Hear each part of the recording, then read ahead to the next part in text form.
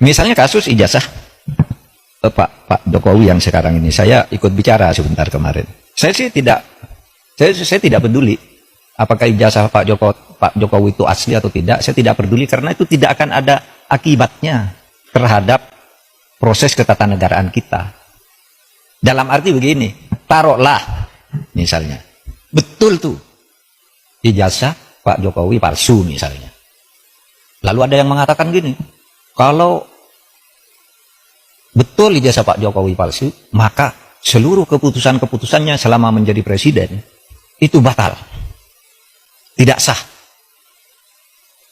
Saya bilang enggak lah, apa hubungannya? Itu kan hukum tata negara. Kalau pidana iya, pidananya bisa. Kalau terjadi pemalsuan itu karena kebohongan publik, karena pemalsuan itu bisa, tapi pidana itu tidak menyangkut ketatanegaraan ke orangnya. Kalau ketatanegaraan misalnya pengadilan memutuskan hari ini presiden kemarin ijazahnya palsu, maka semua keputusan saya bubar negara ini. Undang-undang pemilu dia yang buat, pemilunya udah selesai, yang tanda tangan tuh presiden, apa tidak sah? Yang mengangkat hakim-hakim tuh tanda tangannya presiden, hakim MK, hakim MA. Apa putusannya batal semua? Pengangkatan menteri diangkat oleh presiden dasar, apa batal semua itu kebijakan perjanjian internasional dan sebagainya? Enggak bakal tidak sah. Karena apa? Kalau pendekatannya hukum tata negara dan hukum administrasi negara, itu dalilnya itu keputusan yang sudah dibuat secara sah oleh kedua belah pihak, itu harus dijamin kepastian hukumnya. Wah, itu berlaku. Kalau salah ya sudah, misalnya kita kontrak dengan Cina, bikin jalan tol gitu, bikin kereta api gitu. Karena kita tidak senang lalu mau batal, ya Cinanya tidak mau. Kita terikat oleh hukum internasional juga dalam sengketa internasional.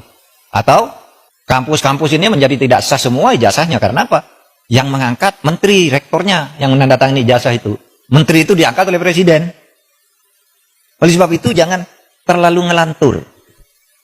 Bicara keabsahan ijazah presiden kok dibilang lalu keputusannya tidak sah. Karena saya mengatakan begini, ini ada aja yang nanggapi. Saya lihat di TikTok.